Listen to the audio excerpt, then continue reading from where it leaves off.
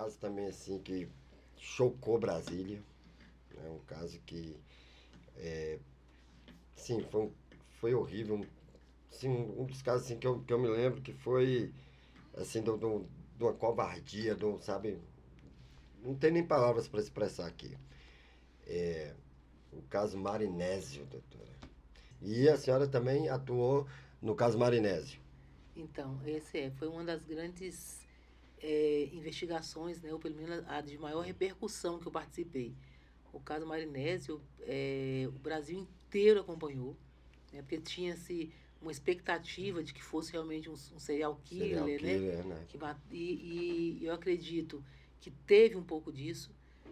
A dificuldade da gente comprovar as mortes anteriores praticadas por ele ou atribuídas a ele era em razão do tempo. Porque tanto crime de homicídio, às vezes você consegue, mas o crime sexual, por exemplo, fazer prova desses vestígios depois de passado algum tempo se torna quase impossível com a tecnologia com que a gente tem hoje, né? É, por exemplo, quando você fala de um estupro, né, um crime sexual, quando a mulher ela vai à delegacia ali na sequência, quando acabou de ser estuprada, você faz o quê? Você pega a mulher, manda ela pro IML, colhe o material genético do autor que ainda está no corpo dela e armazena. No futuro, você encontra um estuprador, por exemplo, você pega aquela amostra que está gravada e armazenada e faz um confronto. Então, às vezes, você consegue matar a investigação num exame de laboratório ali. Mas o que acontece em regra? A mulher sofre um abuso sexual, por exemplo, ela fica enojada, fica se sentindo suja, corre para casa, toma Vai tomar banho, se lava banho, toda e as provas vão todas embora, né? Se perdem ali. o Aí material depois fica só, genético, né? vai embora, fica só a palavra dela, com a narrativa dela, e quando encontra o autor, a palavra contrária do autor. Então, para fazer prova disso, e geralmente a pessoa, se tiver muito tempo, ela vai esquecer os detalhes da roupa, do carro ou da situação, então você não consegue muito fazer prova daquele crime. Então, ele pode ser, sim, o autor de diversos desses crimes que foram atribuídos a ele, mas poucos conseguiram ser provados, né? Ou aqueles que chegaram a virar um inquérito, que foi a julgamento, ele se safou de alguns pela falta dessa prova, né?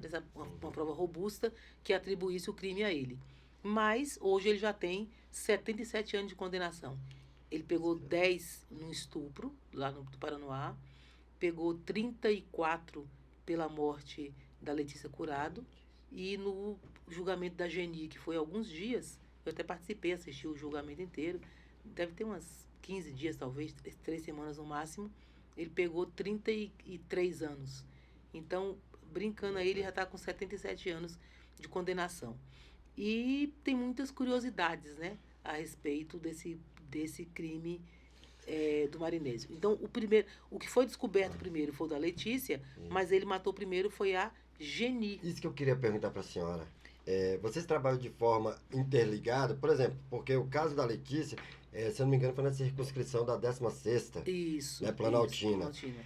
Como que foi que a senhora conseguiu ligar uma coisa com a outra? Tipo assim, falou, opa! Ou ele confessou lá. Como é que foi isso, Isso. doutora? Nós tínhamos ali o crime da Geni, então tinha imagens, né, que mostra ela lá no Lafon, né, aquele condomínio, Aham, ela saindo de casa, tudo horário ali, ela passa ali pela portaria, vai até a parada e, segundo familiares, naquele horário ela estava indo para Planaltina, para casa de parentes.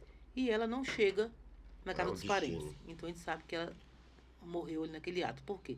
10 dias depois, a gente faz a localização do corpo, Da né? Geni. Da Geni. Alguém encontrou um corpo jogado lá, coberto por umas palhas e tal. Já estava bem deteriorado. O bicho foi lá e comeu, não sei o quê. A gente encontra lá o corpo da Geni. Então a gente sabe que aquelas imagens em que ela aparece passando ali na frente das câmeras e tal, naquela parada, a gente marcou. Foi aquele dia, o dia da morte dela. E 10 dias depois ela é encontrada. A gente começa a fazer um levantamento para tentar identificar todas as pessoas que estiveram com a Geni, para saber se foi um crime passional, né? Se está ligado a algum relacionamento, que são as primeiras linhas de investigação. Você começa Sim, por aí para depois ir pelas pessoas mais próximas, né? descartando e buscando outras coisas, um assalto, alguma coisa assim. Sim. Beleza. E aí a gente foi atrás de um parceiro dela do Maranhão, alguém que tinha tido relacionamento, que já tinha ameaçado ela no passado, papá, atual namorado. Fizemos toda a investigação e tinha muitas oitivas, muita coisa e tal. E naquele momento a gente estava procurando identificar os veículos que passaram ali. Tinha uma história, à época, de que tinha um loteiro ali que estava pegando mulheres e abusando de mulheres. Aí descrevia um carro branco, não sei o que e tal. A gente tentou identificar esse carro desse possível loteiro que estaria pegando mulheres ali no Itapuã e abusando, porque são muitos carros que passam. Só que assim, ó, a câmera do condomínio focava nesse sentido. E os carros passavam lateral. Então a câmera mostrava a lateral do veículo. Não tinha como enxergar a placa. Então isso já dificultava. Você tinha modelos de veículo, mas você não tinha placa. A dificuldade. Aí a gente estava... a investigação vai acontecendo de várias formas. Por exemplo, identificando as chamadas OCRs, que são essas câmeras do Detran que identificam placa. E a gente fazendo um levantamento de todos os carros que passaram naquele momento. Olha que dificuldade. Todos os carros. E pesquisando individualmente cada um dos proprietários. Aí você acha o proprietário, acha o cara que vendeu o carro, que não está mais com ele, o carro que está com fulano, mas que não está no nome de outro. Por aí vai. Mas a investigação é isso. Ela vai se abrindo, né? Para a gente tentar fechar em algum veículo suspeito. Alguém que tenha tido alguma prisão por estupro, por exemplo, que tenha passado por aquela região. E tudo isso vai acontecendo. Beleza. Nesse meio tempo, aí surge o caso da Letícia. Descobre que o Marinésio deu a carona para Letícia e matou, só que para azar dele, tinha uma câmera focada no momento em que ela estava debruçada na janela, né, e a câmera pegava o carro e pegava a placa. Então, facilmente desapareceu, aí identificou o carro dele, a placa, achou ele, os pertences da Letícia ainda estavam dentro do carro, olha que loucura. Ainda tinha pertences dela dentro do carro e ele admitiu rapidamente que teria matado. O local onde ele jogou o corpo da Geni, ou da Letícia, foi ali entre o Paranoá e Planaltina. Aí você começa esse trabalho de investigação assim, pela similaridade. Você falou, olha só, um crime sexual, o corpo foi jogado na área entre Planaltina, Paranoá e Planaltina. O que nos remeteu rapidamente à investigação da Geni, porque era muito parecido. O que a gente faz? A gente pega as imagens e as imagens dos carros vinham nesse sentido. A gente só pegava o carro, a lateral dele. Sim. Mas facilmente, quando a gente começa a olhar as imagens, qual carro que aparece passando ali livre, leve e solto? O carro do Marinésio. O carro dele era muito característico. Se não me engano, uma Blazer, né? Uma Blazer cinza, antiga. Tinha um troço que eles chamam de mata-cachorro, né? Isso, que é um equipamento que fica ali na frente, preso na frente do carro. E tinha um bagageiro. Então o carro dele era muito fácil de identificar. Tava muito característico. Aí a gente pega ali o carro dele passando na cena do crime. Aí eu falei, ó, crime sexual igualzinho. Ele matou as coisas. Aí caímos pra dentro. E deixa eu perguntar pra senhora. É isso que eu queria saber. Daí pra lá. É isso que eu queria saber. Mas a senhora viu isso assistindo televisão ou o colega ligou, o delegado? O colega, Jane, ó, tem um crime aqui que tá muito parecido com... Não, essas coisas de polícia, esses crimes de repercussão, a gente fica ligado o tempo todo. Na hora que foi assim, ó, quando falou localizou um corpo, localizou o corpo da Letícia. E aí, porque foi assim, quando a gente identificou, quando o pessoal identificou que tinha sido o Marinésio que matou, ele mesmo levou as pessoas no local onde o corpo da Letícia estava. No dia que levou o corpo da Letícia, eu já peguei minha equipe e a gente já correu para lá. A gente foi lá, viu toda a perícia, tirando o corpo. Aí foi a gente, a imprensa, foi aquele circo, aquele tanto de gente e tal. Aí observamos. Terminou ali, aí ele já foi preso e a gente já foi para a delegacia e a gente foi fazer a entrevista dele. Então, nesse aí caso... as duas histórias se cruzaram. Então, mas nesse caso aí foi uma sacada da senhora. A senhora olhar e falar assim, pô, peraí. É muito parecido, é muito igual. A senhora postou e... Corremos lá, pegamos as imagens, ele estava na cena do crime. Aí a câmera tinha um delay. A câmera tinha um delay de 21 minutos. Então, o delay de 21 minutos das imagens do condomínio... Batia, né? Isso. Quando você tira o erro, o delay da câmera, colocava ele exatamente na cena do crime, naquele horário. Por quê?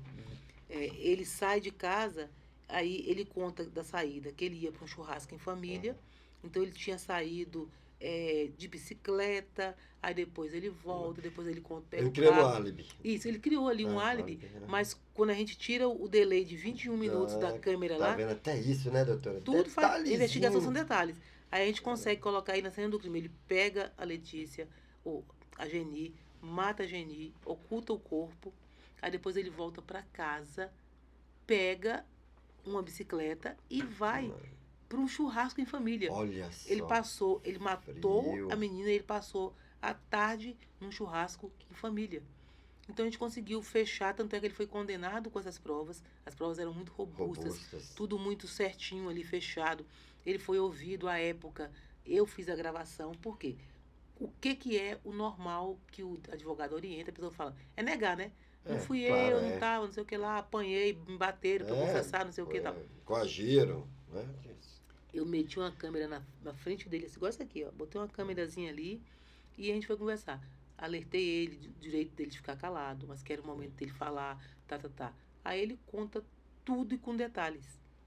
Aquilo foi muito importante, aquela gravação também, que ele vai ali e ele confessa, ele foi ouvido e tal.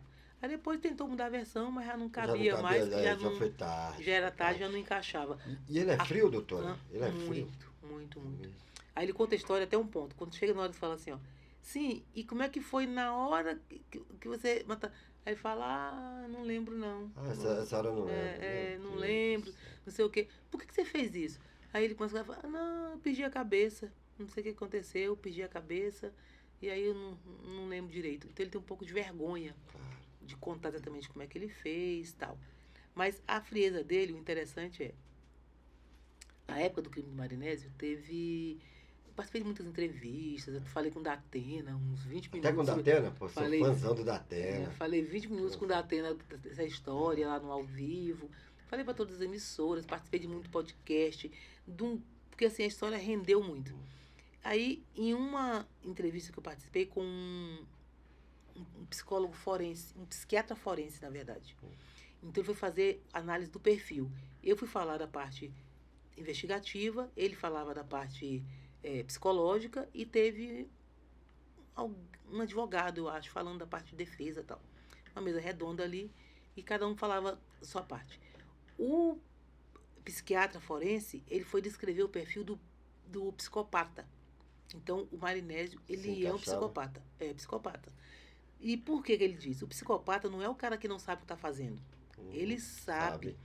Ele sabe exatamente o que está fazendo. Ele sabe que praticou o crime. Ele sabe que aquilo é errado. Mas falou que a psicopatia falta um traço de personalidade. Então, ele nasce sem um traço de personalidade, que faz com que ele não tenha empatia, sentimento. Por exemplo, ele vai matar sem o menor remorso. Porque qualquer um de nós vê alguém sofrendo, você vê um cachorro ali machucado, você fica com a dó, vê alguém que foi atropelado, você se comove. Se sensibiliza, né? O psicopata não tem isso. Então, para ele, a falta desse traço de personalidade faz ele ficar muito cruel, porque ele pratica o crime e não tem remorso. Tanto é que ele matou e foi para a família, com a mulher, com os filhos. Passou a tarde inteira no churrasco. Sim. Qualquer outra pessoa ia ficar louca, né? Com certeza, meu Deus, o que eu fiz? O que eu faço, como é que eu escondo? Ele estava tranquilo. Então, ele era um psicopata. Então, isso permite a ele esses crimes com a crueldade, com a frequência que ele praticava. Porque ele praticou diversos crimes, diversos.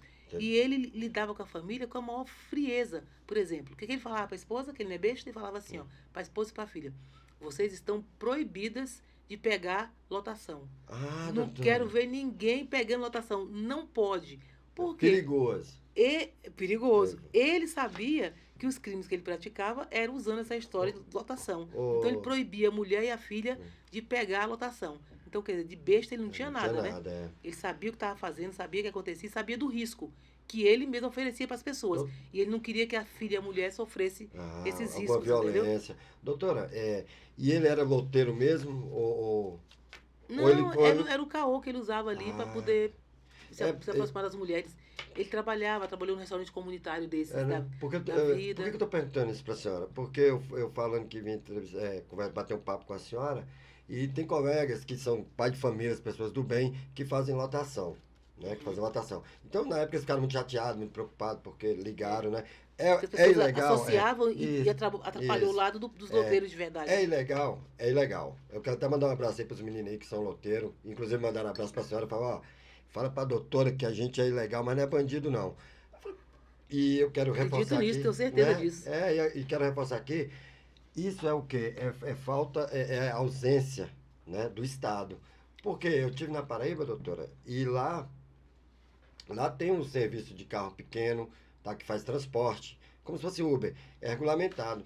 Mesmo se ele fosse uma pessoa que fizesse lotação e tivesse regulamentada, né, a função ficava mais fácil de pegar. Hoje Com todo mundo certeza. faz por quê? Porque não tem regulamentação. Então, galera, então ele não era loteiro. Não era. Ele usava isso meio que como um mote, né? A Uma motivação, motivação. ou uma forma de se aproximar e pegar as mulheres. Então tem muitas que ele pegou lá em Planaltina, no caminho lá na estrada da Capelinha, né? Ali no Paranoá mesmo. Dentre essas vítimas que ele fez no Paranoá, ele pegou 6 horas da manhã, Olha só, passou na muito parada, trabalho. a título de oferecer carona, escolheu a vítima dele A, e mu- levou ela para Matagal e estuprou. a mulher não vai querer carona porque já fica com medo, né? Fica É. receosa. Aí chega a A lotação, lotação, aí fala assim, é, vai pegar mais gente ali na frente, então eu tô isso, tranquila. Tô exatamente. segura.